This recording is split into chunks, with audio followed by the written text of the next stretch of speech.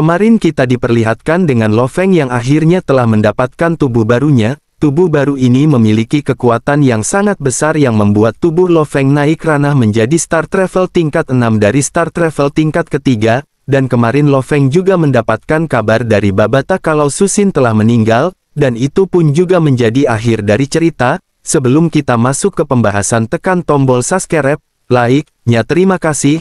Mimin akan sedikit menjelaskan tentang perubahan cerita, dari kejadian yang dialami oleh Su Xin, yang dimana pada versi novel Su Xin sendiri meninggal karena dirinya yang melakukan bundir, sedangkan untuk Donghua kemarin kita melihat jika Su Xin ini telah diserang yang membuat Su Xin sekarat dan ia pun tewas. Pendapat pribadi Mimi sendiri sangat setuju, jika cerita ini dirubah, dengan terbunuh, karena bagi Mimi sendiri cerita versi novelnya terlalu untuk ditonton semua kalangan umur apalagi bagi anak-anak. Dan kalau gitu, sekarang mari kita masuk ke pembahasan konten spoiler dari serial Donghua Swellestar, season ketiga. Pembahasan ini dimulai dengan Su Xin yang tergeletak tidak tersadarkan diri di atas kasur. Di sana tampak Su Xin yang mengenakan pakaian pengantinnya, dengan Su Xin yang mengenakan kalung pemberian Lo Feng. Kalung ini sendiri berasal dari Babata, yang diberikan kepada Su Xin.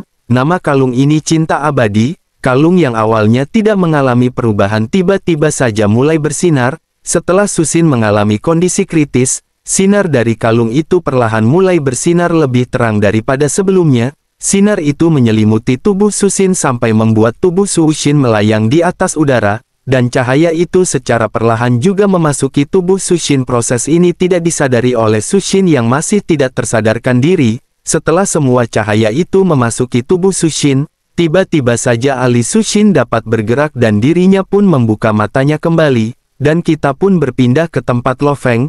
Lo Feng yang sekarang telah mendengar kabar kematian istrinya. Lo Feng sangat marah kepada Babata. Di sini Lo Feng menyalahkan Babata, karena sebelumnya Babata telah menjamin kepada dirinya kalau keluarga Lo Feng akan aman di bawah pengawasan dari Babata. Setelah Lo Feng mendengar informasi Su Xin yang telah meninggal membuat Lo Feng tidak bisa mengendalikan emosinya, selayaknya monster tanduk emas yang mengamuk, dan sebenarnya Lo Feng di sini bisa disebut dengan alien, karena semua tubuh Lo Feng di sini merupakan milik dari tanduk emas yang merupakan alien, dan Lo Feng di sini hanya membawa jiwanya ke dalam tubuh barunya. Jadi kadang-kadang Lo Feng juga bisa bertindak liar selayaknya monster tanduk emas, dan di sini bisa dibilang Lo Feng ini memaki-maki Babata. Mimin tidak tahu juga untuk Donghua besok apakah Lo Feng sekasar ini. Setelah Babata mendengar semua maki-makian dari Lo Feng, Babata pun menyampaikan kepada Lo Feng kalau Su Xin ini belum mati. Jadi sebenarnya, Babata ini telah melihat rekaman dari penjaga Iron Black,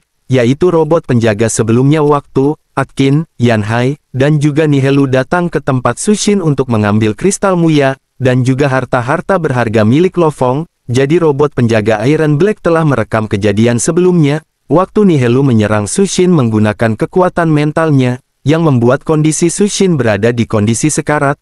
Lo Feng yang mendengar itu pun semakin marah, sampai dirinya kehilangan kendali. Lo Feng di sini sendiri telah mengenali Nihelu yang merupakan seorang pejuang yang sebelumnya telah ikut bersama mereka waktu pemburuan Muya, yang dimana Nihelu ini merupakan pejuang dari India, yang sebelumnya juga telah ditolong oleh sang pemimpin tertinggi.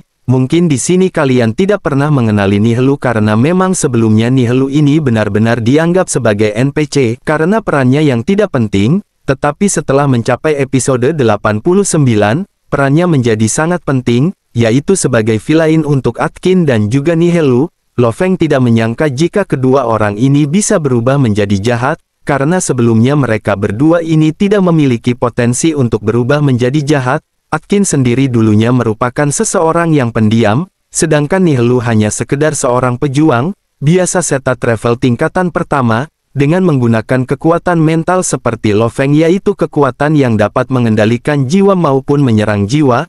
Lalu Babata pun menjelaskan kepada Lo Feng, alasan kenapa Su Xin masih bisa hidup setelah diserang oleh Nihelu, yang dimana sesuatu yang telah menyelamatkan Su Xin, merupakan kalung pemberian Babata sebelumnya kepada Lo Feng, untuk dipakaikan kepada Su Xin, yaitu kalung cinta abadi, yang dimana kalung cinta abadi ini sendiri merupakan benda langka, dan juga benda yang sangat mahal, yang dimana satu pembuatan kalung cinta abadi membutuhkan satu pengorbanan, yaitu tubuh dari pejuang abadi. Dan untuk kalung cinta abadi ini sendiri biasanya dipakai oleh para pejuang alam semesta yang sudah tidak ingin bertarung lagi, atau pensiun karena, bagi siapapun yang telah memakai kalung ini maka ia tidak akan bisa berkembang lagi, kekuatannya akan tetap segitu-gitu aja atau bahkan kekuatannya bisa menurun karena tidak pernah berlatih, dan untuk bisa berlatih lagi maka sang pemilik dari kalung cinta abadi ini harus mencari tubuh baru yang dimana tubuh baru ini tidak boleh memakai kalung cinta abadi. Bisa dibilang tubuh dari seseorang yang memakai kalung cinta abadi ini memiliki tubuh immortal, tetapi ia tidak memiliki kekuatan apapun, dirinya tidak akan bisa mati selama jiwanya terlindungi, akan tetapi dirinya tidak akan bisa memiliki kekuatan untuk bertarung, karena hukum dari kalung cinta abadi, yang memiliki aturan melarang mereka untuk memiliki kekuatan, jadi selama jiwa mereka hidup maka tubuh itu juga akan selalu hidup bersama jiwanya. Dan untuk umur jiwa sendiri biasanya seluruh makhluk hidup memiliki umur yang sama yaitu 1000 era termasuk manusia, dan satu era ini sendiri bernilai 1000 tahun, dan 1000 era maka bernilai 10 juta tahun. Jadinya secara singkat setelah Susin mendapatkan kekuatan dari kalung cinta abadi maka, tubuh Sin akan bisa bertahan hidup selama 10 juta tahun selama jiwa Susin tidak berada di kondisi yang terancam. Maka umur Susin bisa mencapai 10 juta tahun, tetapi efek sampingnya, Susin tidak akan bisa berlatih kekuatan apapun, dirinya tidak akan bisa mempelajari bela diri apapun, jadi dirinya hanya akan mendapatkan umur panjang, dan juga tubuh kekal. Bahkan jika tubuh Susin hancur maka tubuh Susin akan kembali seperti semula, dan untuk makna dari kalung cinta abadi ini sendiri bukanlah makna bucin, akan tetapi sebuah makna mengenai pengorbanan dari makhluk abadi, yang telah mengorbankan nyawa mereka untuk menjadi kalung cinta abadi. Mimin harap setelah penjelasan yang panjang ini kalian bisa paham apa yang Mimin maksud barusan. Jadi waktu Mimin menjelaskan kepada kalian secara bersamaan juga Babata juga menjelaskan hal yang sama kepada Lo Feng. Setelah Lo Feng mendengar semua penjelasan itu, ia merasa bersyukur karena akhirnya dirinya bisa merasa tenang tentang kehidupan Susin. Ia tidak takut akan kehilangan Susin. Dan untuk efek sampingnya Susin tidak akan bisa memiliki kekuatan bukanlah masalah besar, karena Lo Feng sendiri tidak mau jika Susin ini menjadi pejuang. Lo Feng hanya mau Susin menjadi pendamping hidupnya untuk selama-lamanya, dan setelah Lo Feng mendengar penjelasan itu Lo Feng yang tadinya marah-marah sekarang bisa tersenyum dengan tenang. Lalu kita pun kembali ke tempat Susin. Susin pun yang sekarang telah tersadarkan diri, ia bingung apa yang sedang terjadi. Dan di saat itu tiba-tiba saja pesan suara dari Lo Feng muncul di hadapan Susin, yang dimana Lo Feng menyampaikan kalau dirinya telah mengetahui jika Susin barusan telah berada di kondisi yang sekarat, dan kalung yang berada di leher Susin lah yang telah menolong Susin. Susin yang mendengar itu pun melihat ke arah kalungnya dan di sana Susin terkejut, karena kalungnya sekarang telah menghilang. Sekarang kalung itu hanya tersisa rantainya saja. Lo Feng memberitahu kalau kalung itu telah masuk ke dalam tubuh Susin, dan lalu Lo Feng memberitahu kepada Susin kalau dirinya dalam waktu dekat akan bertemu kembali dengan Susin. Setelah itu pun pesan suara dari Lo Feng telah berhenti. Pesan itu pun membuat Susin gembira dan pesan ini juga membuat Susin memiliki semangat hidup yang baru, kembali kepada Lo Feng. Walaupun Lo Feng baru saja senang mendengar kabar Susin yang selamat, amarah Lo Feng kepada Atkin Yan Hai dan juga Nihelu masih membara.